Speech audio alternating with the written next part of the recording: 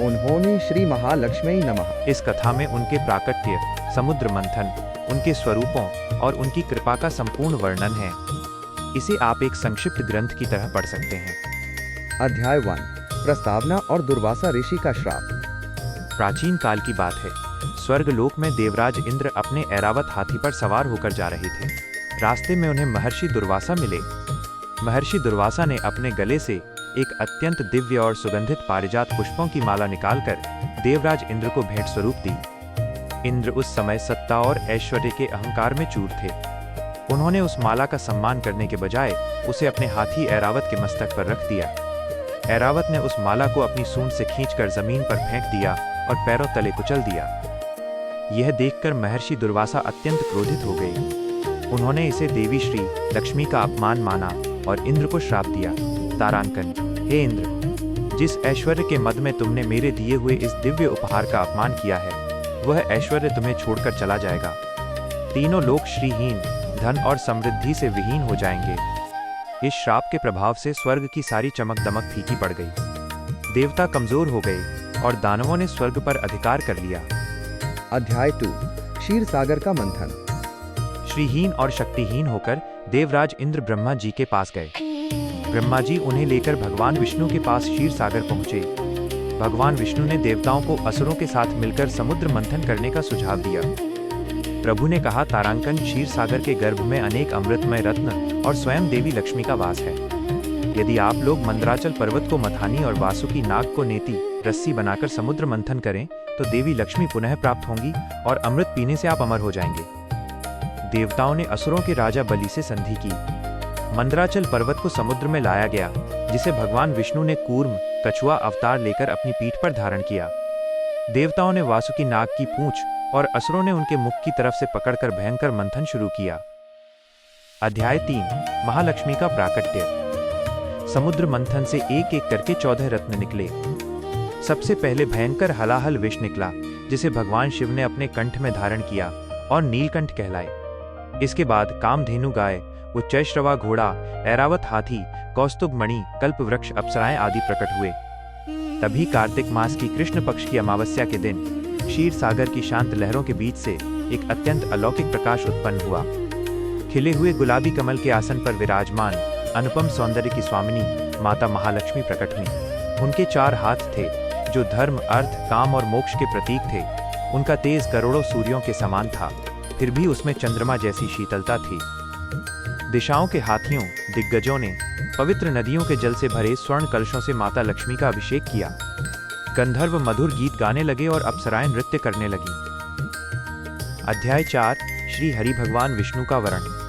माता लक्ष्मी का रूप इतना मनमोहक था कि वहां उपस्थित देवता, दानव, यक्ष, गंधर्व सभी उन्हें अपनी पत्नी के रूप में पाना चाहते थे। परंतु माता लक्ष्मी अत्यंत विवेकी थीं। वे जानती थीं कि जो व्यक्ति काम, क्रोध, लोभ और अहंकार से मुक्त हो, केवल वही उनके तेज को संभाल सकता है।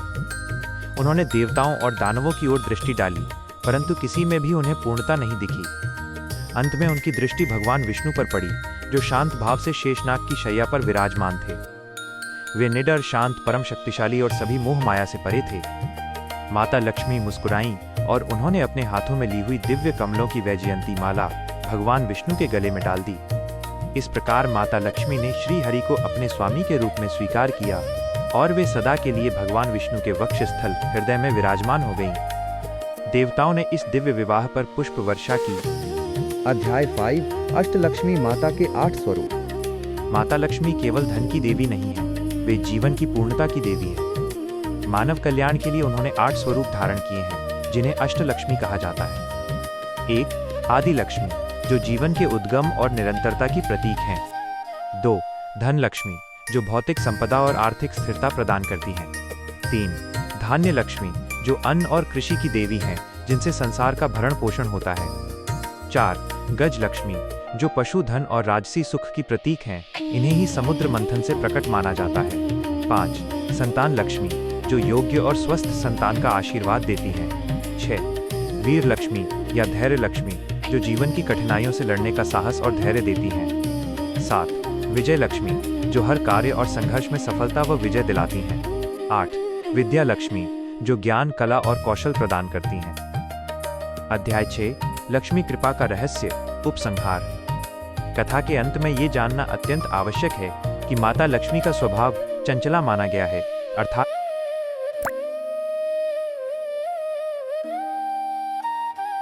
वे एक स्थान पर टिककर नहीं रहती। लेकिन गरुड़ पुराण और अन्य धर्म ग्रंथों में स्पष्ट लिखा है कि माता लक्ष्मी वहां स्थायी रूप से निवास करती हैं जहां स्वच्छता और पवित्रता होती है, स्त्रियों का सम्मान होता है, जहां लोग परिश्रम करते हैं और आलस्य नहीं करते, जहां अहंकार, क्रोध और कलह का वास नहीं होता, जहां भगवान विष्णु नारायण की पूजा होती है, क्योंकि माता लक्ष्मी अपने स्वामी के बिना कहीं नहीं जाती। दीपावली का पावन पर्व उसी दिन की याद में मनाया जाता है जिस दिन समुद्र मंथन से माता प्रकट हुई थी। हम दीप जलाकर अज्ञान रूपी अंधकार को दूर करते हैं और माता का अपने घरों में स्वागत करते हैं। जय मां महालक्ष्मी। श्री वैभव लक्ष्मी व्रत की प्रामाणिक कथा और माता लक्ष्मी की आरती प्रस्तुत कर रहा हूँ। यह व्रत शुक्रवार के दिन किया जाता है और इसे धन, सुख, शांति और समृद्धि की प्राप्ति के लिए अचूक माना गया है। श्री वैभव लक्ष्मी व्रत कथा। शीला और उसके पति की कहानी। किसी बड़े शहर में अनेक लोग रहते थे। उसी शहर में शीला नाम की एक अत्यंत गुणवान और धार्मिक स्त्री अपने पति के साथ रहती थी। शीला और उसका पति बहुत ही ईमानदारी और सुख से अपना जीवन बिता रहे थे। वे दोनों भगवान के बड़े भक्त थे और उनका घर हमेशा पूजा पाठ से पवित्र रहता था। समय हमेशा एक सा नहीं रहता। कुछ समय बाद शीला के पति की संगति बुरे लोगों के साथ हो गई। वह गलत रास्तों पर चलने लगा और जुए, सट्टे व नशे की लत में पड़ गया। देखते ही देखते उनकी सारी संपत्ति और जमा पूंजी नष्ट हो गई। घर में दरिद्रता आ गई और जो पति पहले शीला से बहुत प्रेम करता था वो अब उसे गालियां देने लगा और मारपीट करने लगा। माता का चमत्कार और मार्गदर्शन। शीला इस अचानक आए दुख से बहुत टूट गई थी, लेकिन उसने भगवान पर से भरोसा नहीं उठाया। वह रोज सुबह उठकर भगवान से प्रार्थना करती। एक दिन शुक्रवार के समय शीला के दरवाजे पर एक अत्यंत तेजस्वी और शांत चेहरे वाली वृद्ध महिला आई। वास्तव में वो वृद्ध महिला कोई और नहीं, स्वयं करुणा की सागर माता लक्ष्मी थी। वृद्ध महिला ने शीला से उसके दुख का कारण पूछा। शीला ने रोते हुए अपनी सारी व्यथा कह सुनाई। तब उस वृद्ध माता ने कहा, तारांकन बेटी, तू चिंता मत कर, तू श्री वैभव लक्ष्मी का व्रत कर। माता लक्ष्मी बहुत दयालु हैं, वे अपने भक्तों को कभी रोता नहीं देख सकती। वैभव लक्ष्मी व्रत की विधि। वृद्ध महिला ने शीला को व्रत की विधि बताते हुए कहा, यह व्रत शुक्रवार के दिन किया जाता है। अपनी श्रद्धा अनुसार 11 या 21 शुक्रवार का संकल्प लें। शुक्रवार को सुबह स्नान करके स्वच्छ कपड़े पहने और मन में जय मां वैभव लक्ष्मी का जाप करें। शाम के समय पूर्व दिशा की ओर मुख करके बैठें। एक पाटे पर लाल कपड़ा बिछाकर माता लक्ष्मी की तस्वीर और श्री यंत्र स्थापित करें। एक तांबे के कलश में जल भरकर रखें और उस पर एक कटोरी में सोने या चांदी का कोई आभूषण या सिक्का रखें। माता को लाल फूल, कुमकुम, हल्दी और अक्षत अर्पित करें। प्रसाद के लिए चावल की खीर या कोई सफेद मिठाई बनाएं। व्रत कथा पढ़ें और उसके बाद माता की आरती करें।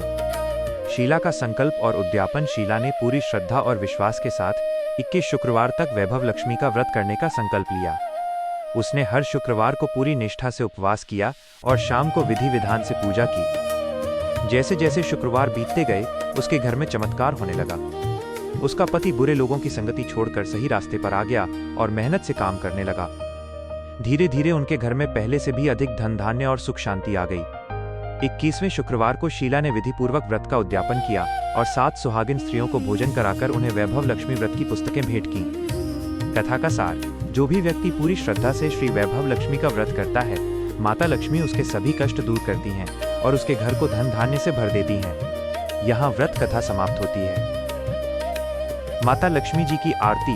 ओम जय लक्ष्मी माता, मैया जय लक्ष्मी माता, तुमको निस्दिन सेवत, हर विष्णु विधाता। ओम जय लक्ष्मी माता, उमा रमा ब्रह्माणी तुम ही जग माता, सूर्य चंद्रमा ध्यावत, नारद ऋषि गाता। ओम जय लक्ष्मी माता, दुर्गा रूप निरंजनी, सुख संपत्ति दाता, जो कोई तुमको ध्यावत, रिद्धि सिद्धि धन पाता। ओम जय लक्ष्मी माता, तुम पाताल निवासिनी, तुम ही शुभ दाता, कर्म प्रभाव प्रकाशनी, भवनिधि की त्राता। ओम जय लक्ष्मी माता, जिस घर में तुम रहती सब सद्गुण आता, सब संभव हो जाता, मन नहीं घबराता। ओम जय लक्ष्मी माता, तुम बिन यज्ञ न होते, वस्त्र न कोई पाता, खान पान का वैभव सब तुमसे आता। ओम जय लक्ष्मी माता, शुभ गुण मंदिर सुंदर, शीरो दधी जाता, रत्न चतुर्दश तुम बिन कोई नहीं पाता। ओम जय लक्ष्मी माता, महालक्ष्मी जी की आरती। जो कोई नर गाता और आनंद समाता, पाप उतर जाता। ओम जय लक्ष्मी माता। केवल दीपों का त्योहार नहीं, बल्कि ये माता लक्ष्मी के पृथ्वी पर आगमन और अंधकार पर प्रकाश की विजय का महापर्व है। क्योंकि आपने माता लक्ष्मी की कथा और व्रत के बारे में जाना, तो आइए अब दीपावली के आध्यात्मिक महत्व और पूजन विधि को समझते हैं। दीपावली क्यों मनाई जाती है? पौराणिक संदर्भ। 1. माता लक्ष्मी का प्राकट्य। पौराणिक कथाओं के अनुसार समुद्र मंथन के दौरान माता लक्ष्मी इसी दिन कार्तिक अमावस्या प्रकट हुई थी। इसलिए दीपावली मुख्य रूप से लक्ष्मी पूजन का दिन है। 2. श्री राम का आगमन। त्रेता युग में भगवान श्री राम 14 वर्ष का वनवास काटकर और रावण का वध कर अयोध्या लौटे थे। उनके स्वागत में अयोध्या वासियों ने पूरी नगरी को घी के दीपों से सजाया था। 3. नरकासुर वध। भगवान श्री कृष्ण ने इसी समय के आसपास अत्याचारी राक्षस नरकासुर का वध किया था, जिसे नरक चतुर्दशी, छोटी दिवाली के रूप में मनाया जाता है। दीपावली पूजन की सरल और प्रभावी विधि। अगर आप घर पर माता लक्ष्मी की पूजा करना चाहते हैं तो यह क्रम सबसे उत्तम माना जाता है। 1. स्थान की शुद्धि। घर की साफ सफाई करें और मुख्य द्वार पर रंगोली व तोरण सजाएं। माता लक्ष्मी को स्वच्छता अत्यंत प्रिय है। 2. चौकी की स्थापना। एक लकड़ी की चौकी पर लाल कपड़ा बिछाएं। उस पर माता लक्ष्मी और भगवान गणेश की प्रतिमा स्थापित करें। याद रखें, लक्ष्मी जी को गणेश जी के दाहिनी ओर रखें। 3. कलश स्थापना। एक तांबे या मिट्टी के कलश में जल भरकर उसमें सिक्का, सुपारी और दूर्वा डालें। ऊपर आम के पत्ते और नारियल रखें। 4. पंचामृत स्नान। प्रतिमाओं को जल और पंचामृत से प्रतीकात्मक स्नान कराएं। 5. भोग और अर्पण। माता को कमल का फूल, लाल वस्त्र, इत्र और केसरिया मिठाई या खीर का भोग लगाएं। 6. दीपदान। सबसे पहले एक बड़ा तेल का दीपक जलाएं जो पूरी रात जलता रहे। इसके बाद घर के हर कोने में दीपक रखें। 7. आरती और प्रार्थना। अंत में सपरिवार आरती करें और क्षमा प्रार्थना करें कि हे माँ, हमारे घर में स्थायी रूप से वास करें और अपनी कृपा बनाए रखें। एक विशेष बात, अलक्ष्मी का विसर्जन। शास्त्रों में कहा गया है कि दीपावली की रात को घर की सफाई के बाद पुराने झाड़ू को बाहर कर दिया जाता है और दरिद्रता, अलक्ष्मी को घर से विदा किया जाता है, ताकि महालक्ष्मी का प्रवेश हो सके।